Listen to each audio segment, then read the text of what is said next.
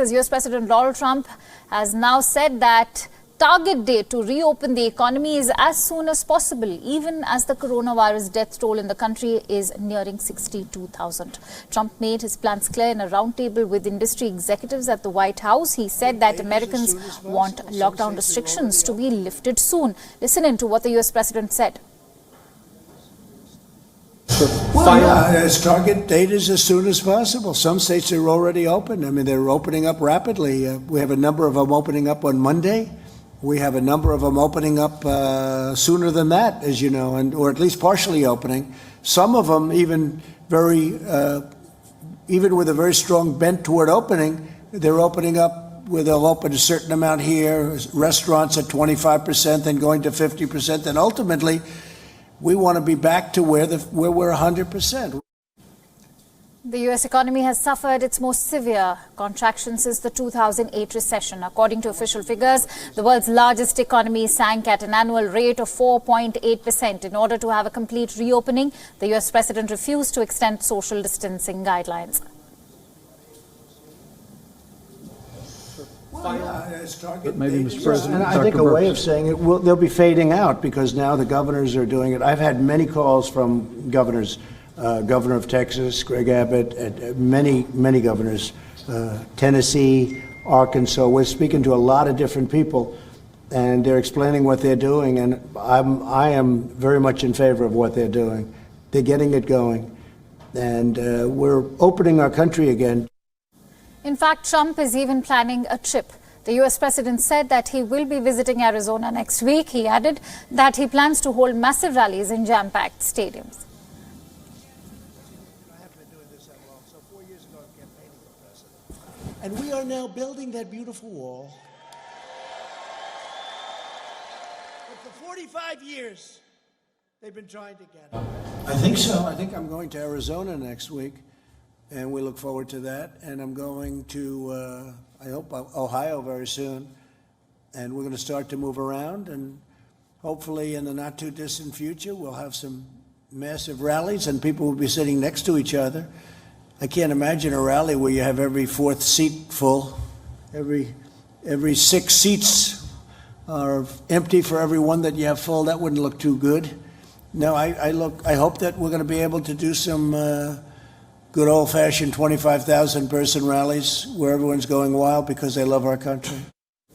So there you have it. The President of the United States all set to fade social distancing at a time when the United States has again faced a fresh spike in the number of deaths. Remember, Sunday and Monday had witnessed a lowering of death toll, but again, it was on Wednesday that a fresh spike has been observed. For more details and a sense of ground zero, let's quickly go across to our correspondent Jagrati Dave, who's joining me live from Washington, D.C. as she brings us regular updates from Washington. Jagrati, a very warm welcome to you. Now, let me begin by asking you about the economy. Now, the Commerce Department has announced that the U.S. economy has shrunk by 4.8%, and that perhaps explains why the president wants to fade social distancing guidelines ASAP. There's a new spike in the number of deaths. At the same time, polls are indicating that Americans are not even ready for the economy to reopen. Is the president's decision-making also being influenced by business leaders who happen to be part of his response team?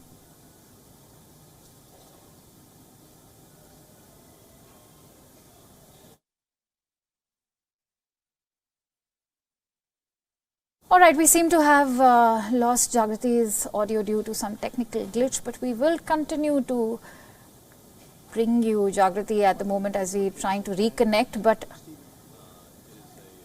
right now, the United States is standing at a very crucial juncture where they are contemplating easing the lockdown despite a rise in the number of cases, despite a continuous rise. And it's also important to note that Donald Trump continues to chase the World Health Organization and China. Now, the United States president is not mincing any words against China. He has said that Beijing wants him to lose his re-election bid. That's what the US president commented in an interview that he gave to a news agency at the Oval Office. Trump said that China's handling of coronavirus is proof it will do anything it can to have him lose the 2020 presidential polls. He says, and I quote, "China will do anything that it can to have me lose my re-election race. There are many things I can do. We are looking for what happened." Now, Trump added that China wants his Democratic rival Joe Biden to become the president to ease the pressure Trump has placed on Beijing over trade issues. Now, remember, Trump has been facing a lot of flack for his administration's response to the coronavirus, which has claimed over 61,000 lives in the United States. Trump did not stop there. The US president also said that he's mulling punitive action against the World Health Organization for being biased towards China. Listen in to what the US president said.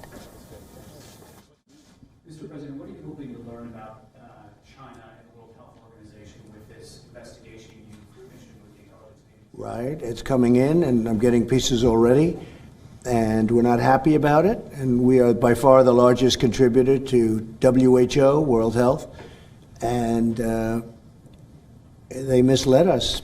I don't know. They must have known more than they knew, because they came after what other people knew that weren't even involved.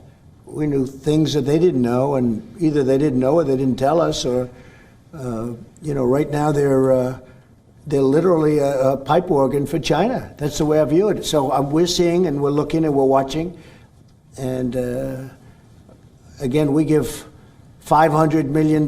We have over the years from 400 to 500 for a long time, for many years, and China is giving $38 million, and yet they seem to work for China. And they should have been in there early. They should have known what was going on, and they should have been able to stop it you talk about stopping the spread or stopping the embers. That could have been stopped there. So there you have it. That's the big revelation coming in from the United States this hour, that Donald Trump is blaming China, and he has claimed that China doesn't want Trump to be re-elected as the president. At the same time, he has also announced that there will be punitive recommendations being taken against the World Health Organization. Ever since the pandemic has surfaced, Donald Trump has been all guns blazing as far as China and the WHO are concerned. He has been claiming that he's also been very disapproving of how the WHO did not sound the alarm on time. Now, it's important to note that it's a very tense moment for the US president, because the death toll has surpassed 60,000.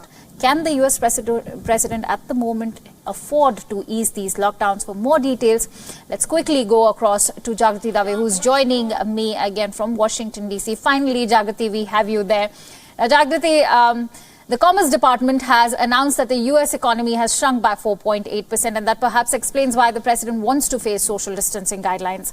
There's a new spike at the same time in the number of deaths. Polls are also indicating that Americans are not even ready for the economy to reopen. Is the president's decision-making also being influenced by business leaders who happen to be part of his response team?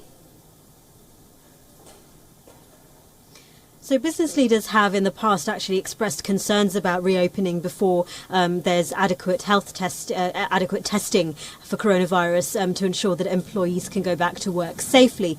But of course, you look at the figures that are out, almost 26 million people filing for unemployment, businesses having to close down, and the economy, the US economy, contracting by 4.8%, the sharpest since the 2008 recession. So it's clear that the economy is getting hurt quite significantly by the stay-at-home orders and the closure of the economy, and this is something that is concerning to people for their livelihoods. And of course, the economy was something that the president was very proud of. For under his tenure, he used it as an example of why people should vote for him. So not only for people's jobs, but for one eye to the election. This is something that the president is looking at, and this is one of the reasons why many of his critics are saying that he is thinking more about the election when it comes to reopening the economy, and this disjunct between the federal government and the states. The onus seems to be on the states to issue the guidance for when they reopen, when they release those stay-at-home orders. The president is clearly raring to go with the reopening of the economy. Right. At the same time, since you spoke about the elections, in an interview to Reuters, President Donald Trump has also stated that China wants him to lose re-election, even though China has a lot of answering to do, which cannot be denied. Isn't Donald Trump's comment a reflection of his misplaced priorities? Well, in terms of the US's relationship with China, it's been a rocky one for the last 2 years while they've been negotiating a trade deal. Again, this is something that the president's critics have said, that the president's priorities have been misplaced from the very beginning. The way that they see him as having underplayed the severity of the crisis by talking up the economy whilst the outbreak was worsening in the early stages here in the United States. The president, however, will point to measures such as the travel ban that he talks so much about, saying that he was one of the first people to implement these travel restrictions on China, and then on Europe, and then on Britain and Ireland. Of course, other countries imposed travel restrictions much earlier than the president did. But this is the balance that the president is having to fight here, and his critics will see it in the way that you have suggested. And indeed, a very tricky balance. Now, calling them a pipe organ for China, President Trump is also hoping for punitive recommendations against the World Health Organization. What could this translate into for the global health body? Well, the World Health Organization is currently, most people globally will agree, is important in fighting, being on the front line of fighting the pandemic. The president, his claims are that the World Health Organization is China-centric. He and Republicans accuse the World Health Organization and China of covering up the outbreak in the initial stages. So they will be looking, their investigations, so there are some reports suggest, is looking at intelligence to find out communication of what was known when. But the global community is mostly united in saying that actually now is not the time to be doing that kind of investigation. Now is the time to be uniting and fighting to control the pandemic around the world. To go, Jagriti, Dr. Fauci has expressed hopes about the drug remdesivir. Share more details about the information Dr. Fauci shared at the press brief and also about the drug.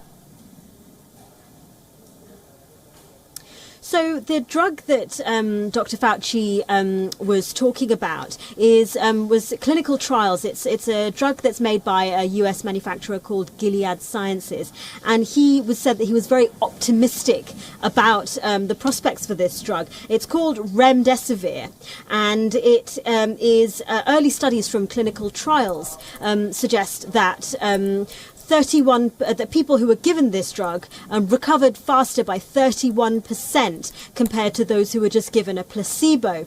And Dr. Fauci said that what's proven is that a drug can block this virus.